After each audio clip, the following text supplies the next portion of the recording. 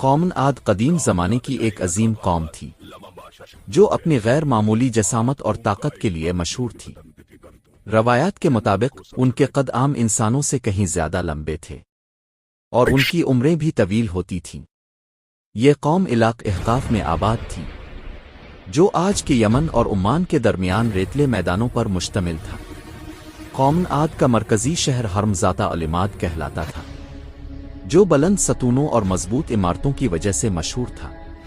قوم عاد بت پرست تھی، وہ مختلف معبودوں کی عبادت کرتی اور اپنی طاقت کو ہی سب کچھ سمجھتی تھی۔ ان کی طرز تعمیر حیران کن تھی، اونچے ستون، وسیع محلات اور مضبوط قلعے ان کے غرور کی علامت بن چکے تھے۔ اللہ تعالیٰ نے ان کی ہدایت کے لیے حضرت ہود علیہ السلام کو نبی بنا کر بھیجا۔ نے انہیں ایک اللہ کی عبادت کی دعوت دی، عدل، عاجزی اور شکر کا درس دیا، لیکن قوم عاد نے حضرت ہود کا مذاق اڑایا۔ کہنے لگے، کیا تم ہمیں ہمارے معبودوں سے پھیرنا چاہتے ہو؟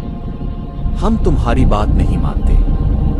انہوں نے اپنی طاقت پر گھمنڈ کرتے ہوئے کہا، کوئی طاقتور ہے کیا؟